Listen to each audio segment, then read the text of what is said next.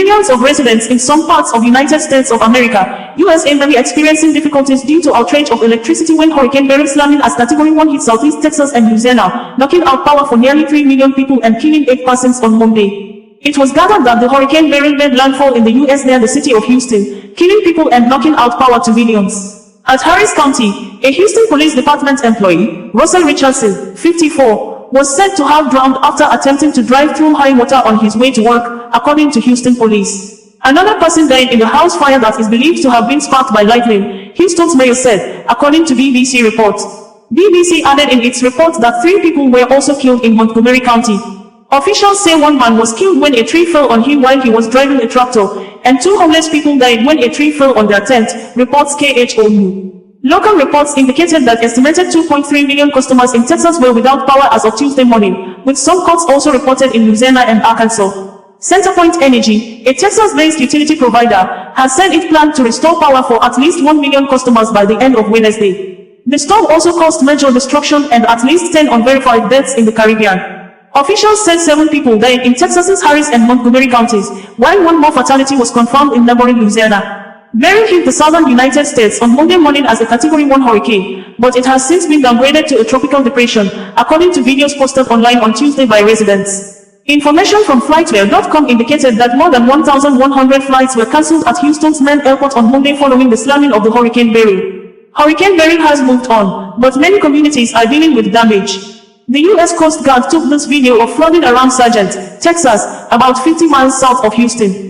No power since 24 hours due to Hurricane Beryl and unlikely to be restored until Wednesday evening, a resident stated in a post online. Close watchers said the Hurricane Beryl lashed Texas with strong winds and heavy rain on Monday as it churned inland, forcing the closure of oil ports, cancellation of hundreds of flights and leaving nearly 2 million homes and businesses without power. Beryl, the season's earliest Category 5 hurricane on record, made landfall near the coastal town of Matagorda, Texas, according to Reuters. Sahara reporters in its reports captured the Hurricane Beryl situation in USA as stated verbatim below. The Category 1 storm made landfall on Monday, bringing winds of up to 94 miles per hour that triggered storm surges, toppled trees, and tore roofs of homes. Hurricane Beryl has claimed at least 8 lives, with 7 casualties reported in the greater Houston area and 1 in Louisiana, U.S. As the storm moved inland, it spawned tornadoes in Texas, Louisiana, and Arkansas. Cleanup efforts are currently underway, and although Beryl has weakened into a low-pressure system, it is expected to bring flash flooding to areas between Arkansas and Illinois on Tuesday and Wednesday as it moves northeastward toward Michigan. In the Houston area, 3 people were killed by falling trees, 2 drowned and 1 died in a house fire. Houston Mayor John Whitemeyer also confirmed a 54-year-old employee of the Houston Police Department drowned while driving into work. In Louisiana, a 31-year-old woman was killed when a tree fell on her mobile home. The big effort on Tuesday is to restore power and water to residents. At 7 a.m., there are still more than 2 million customers without power throughout Texas. Nearly all of the outages are in Southeast Texas where CenterPoint Energy is reporting 1.8 million without power. CenterPoint says power will be restored to 1 million of them by the end of tomorrow. Officials say it will take days to restore power for everyone. Acting Governor Dan Patrick says the state is sending about 12,000 linemen to the affected areas. Be very careful, power lines are down and we are sending crews and addressing it. There is still more flooding. Do not take this storm as it's past you now, said Patrick.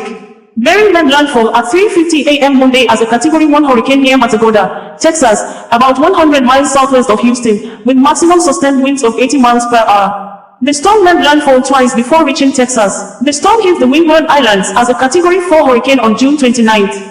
It barely avoided Jamaica and the Cayman Islands before making landfall as a Category 2 hurricane on Mexico's Yucatan Peninsula. The volunteers with the group Texans on Mississippi will bring a laundry unit, a chainsaw team and a mobile mass feeding kitchen to the Houston area. At least 11 people were killed on the way across the Caribbean. The storm became a tropical storm before re-intensifying in the Gulf of Mexico and becoming a hurricane hours before making landfall in Texas, Sahara reporters news report ends in quote. It was gathered that the port of Corpus Christi was back open by Tuesday morning, but the Houston Ship Channel, a major point for the import and export of crude oil and refined products, remains closed. Texas state and local officials warned it could take several days to restore power after Beryl came ashore as a Category 1 hurricane. We learned that the fast-moving tempest, which unleashed heavy rains that prompted dozens of high-water rescues, threatened to carve a harsh path over several more states in coming days. In Texas, the hurricane toppled 10 transmission lines and knocked down trees that took down power lines. Observers said that within hours, Hurricane Beryl weakened into a tropical storm, far less powerful than the Category 5 behemoth that tore a deadly path of destruction through parts of Mexico and the Caribbean last weekend. But the winds and rains of the fast-moving storm were still powerful enough to knock down hundreds of trees that had already been teetering in water-saturated earth, and strand dozens of cars on flooded roadways. As it moved inland, the storm still threatened to spawn tornadoes. National Hurricane Center said damage in winds and flash flooding would continue as Beryl pushes inland. A civilian employee of the Houston Police Department was said to have been killed when he was trapped in flood waters under a highway overpass, Houston Mayor John Whitemeyer said.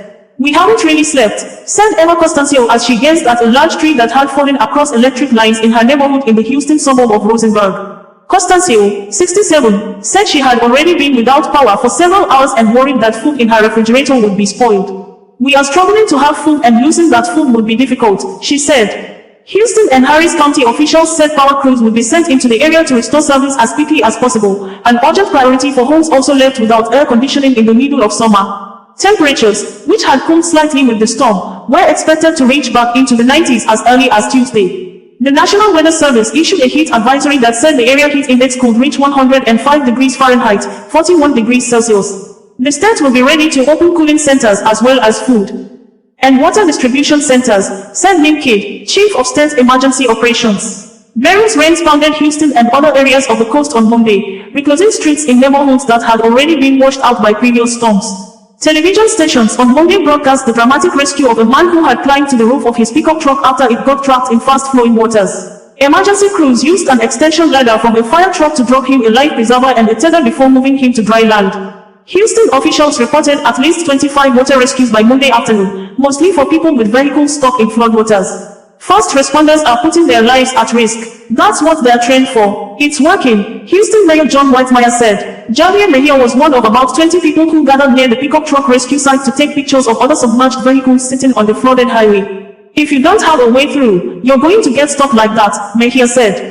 Having experienced previous storms in Houston, Mejia stocked up on food and water before Beryl hit, but forgot gas for his portable generator. He planned to spend the day looking for some. "I don't want it to go bad," he said of the food, adding that if he can't find gas, we can just fire up the grill. Many streets and neighborhoods throughout Houston were littered with fallen branches and other debris.